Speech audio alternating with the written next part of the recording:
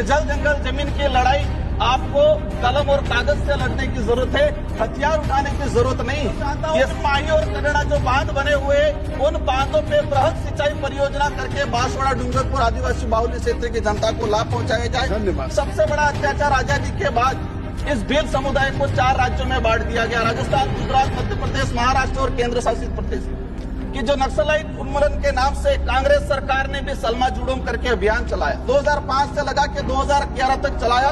उस समय क्या हुआ, एक खूनी संघर्ष हुआ, एक खूनी खेल खेला गया सरकार के द्वारा। 500 आदिवासी नक्सली के नाम से मारे गए। उस समय 800 से अधिक हमारे जवान शहीद हुए और 1500 से अधिक आम आदिवासी मारा गया और हजारों आदिवासी बहन बेटियों के साथ बलात्कार हुआ। आज वर्तमान समय में भी वही चीजें, 500 के आसपास आदिवासी समुदाय नक्सलाइट के नाम से मारे गए। सभापति महोदय, ये बात इसलिए बता रहा हूँ कि आज हम जिसको नक्सलाइट कह रहे हैं वो इस देश का आदिवासी है और ये भी जानना पड़ेगा कि इस देश का मूल मालिक आप इस धन्यवाद सभापति महोदय, आपने आज बजट पर बोलने का अवसर प्रदान किया। 78 पेज के इस बजट भाषण में देश के जरूरतमंद आदिवासी, दलित, पिछड़े, किसान, मजदूर एवं शिक्षित बेरोजगारों के हितों का कोई विशेष ध्यान नहीं दिया गया है। डबल इंजन के इस बजट में जरूरतमंद लोगों की उपेक्षा की गई है। माननीय सभापति महोदय, मैं विशेषकर इस बजट पे शिक्षा को लेके और विशेषकर आदिवासी बाहुल्य क्षेत्र में शिक्षण जो संस्था है, इनकी भौतिक जो सुविधाओं को लेके आज थी बड़ी, क्योंकि हमेशा राज्य सरकार कहती है कि केंद्र का विषय है, समग्र शिक्षा के तहत वहां से बजट आता है, केंद्र कहता है कि राज्य का विषय है। आज राजस्थान राज्य का भी बजट आया, दोनों बजटों को हमने देखा, लेकिन राजस्थान के अंदर शिक्षण व्यवस्था को लेके जो हालात हैं, वर्तमान राजस्थान में 2,80,000 स्कूलों के कमरे में बच्चे बैठने लायक नहीं है, 2 लाख से अधिक कक्षा जर्जर हैं और इस वर्तमान सरकार ने 1500 प्राथमिक और उच्च प्राथमिक विद्यालय 3 से 4 किलोमीटर दूरी जो सीनियर स्कूल है उसमें मर्ज करने का काम करके बच्चों को शिक्षा से वंचित करने का काम किया है। 100 से अधिक स्कूलें बंद कर दी गई है और वर्तमान में टेंट के नीचे, पेड़ के नीचे और किराए के मकान में सरकारी विद्यालय चल रहे हैं। हमें उम्मीद थी कि इस बजट में शिक्षा को लेकर विशेषकर राजस्थान के आदिवासी बाहुल्य क्षेत्र के लिए विशेष पैकेज आएगा, लेकिन ऐसा कुछ हुआ नहीं है। आज देखा राजस्थान के बजट में भी एक ऊंट के मुंह में जीरा वाली बात करके अतिश्री करने का काम किया है।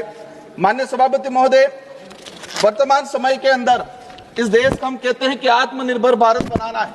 आत्मनिर्भर भारत तभी बन पाएगा इस देश का आदिवासी, दलित, पिछड़ा समुदाय अगर वो आत्मनिर्भर होगा तो ये देश आत्मनिर्भर की जो कल्पना कर रहे हैं वो पूरी हो पाएगी और वो आदिवासी, दलित, पिछड़े समुदाय आत्मनिर्भर तभी बन पाएगा, उनको मूलभूत सुविधा हम उपलब्ध करा पाएंगे। और विशेषकर शिक्षा को लेके माननीय सभापति महोदय, आज 150वीं बिरसा मुंडा जयंती मनाई जा रही है, उसको राष्ट्रीय गौरव दिवस के रूप में मनाया जा रहा है। हमें गर्व है इस बात का, लेकिन बिरसा मुंडा कौन थे? बिरसा मुंडा उस समय तात्कालीन समय में जमींदारों और अंग्रेजों के लिए वो एक विद्रोही थे, देशद्रोही थे और आज हमारे लिए वो एक क्रांतिकारी है, एक भगवान है, एक आदर्श है। वो जल जंगल जमीन की लड़ाई लड़ते थे, वही आज का हिड़मा, आज के परिप्रेक्ष्य में आपकी नजर में वो नक्सलवादी है, लेकिन हो सकता है कि भविष्य में के आने वाली पीढ़ी के लिए वो बिरसा के रूप में जाना जाए। तो मैं उस बात को जानना चाह रहा हूं कि आदिवासी बाहुल्य क्षेत्र का युवा हथियार क्यों पकड़ रहा है?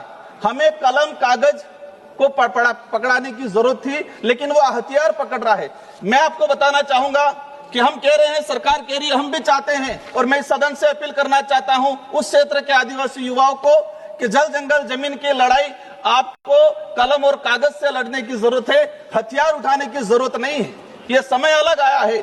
मैं बताना चाहूंगा कि जो नक्सलाइट उन्मूलन के नाम से कांग्रेस सरकार ने भी सलमा जुड़ूम करके अभियान चलाया, 2005 से लगा के 2011 तक चलाया। उस समय क्या हुआ, एक खूनी संघर्ष हुआ, एक खूनी खेल खेला गया सरकार के द्वारा।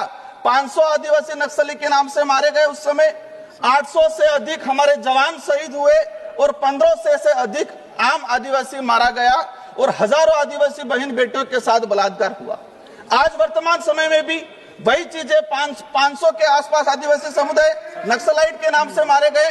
सभापति महोदय, ये बात इसलिए बता रहा हूँ कि आज हम जिसको नक्सलाइट कह रहे हैं वो इस देश का आदिवासी है, और ये भी जानना पड़ेगा कि इस देश का मूल मालिक है। आप इसलिए इस देश का आदिवासियों के साथ अगर वो जल जंगल जमीन के अधिकार की बात कर रहा है, मैं मानता हूँ वो हथियार उठा रहा है, मैं ये भी चाहता हूँ वो खत्म होना चाहिए, लेकिन उनको हथियार चाइना से लाके देने वाले लोग कौन हैं, ये भी सफाई होनी चाहिए। मार्च 2026 में नक्सलाइट खत्म होना चाहिए, लेकिन जो बड़े लोग कौन है जो हथियार सप्लाई कर रहे हैं, समाप्त करें, वो लोग कौन है? माननीय सभापति महोदय, मेरे क्षेत्र आज अंग्रेजी शासन काल में कई अत्याचार हुए।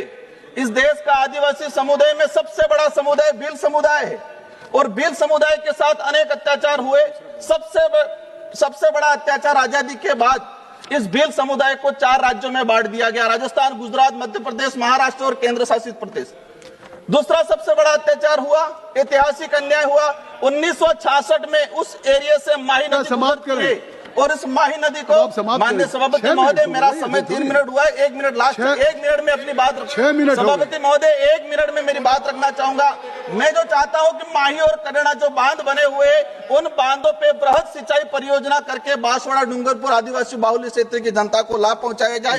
साथ ही सभापति महोदय, हमारी जो मांग है, हम चाहते हैं कि अच्छा एजुकेशन, अच्छा हेल्थ, सबसे पिछड़ा हुआ इलाका, एनीमिया, आज बच्चे कुपोषित हैं। क्यों कुपोषित है? हम कह रहे विकसित भारत, लेकिन इस देश के आदिवासियों के साथ अगर अन्याय नहीं होगा तो हमें इस देश को विकसित भारत की कल्पना पूरी नहीं हो सकती है।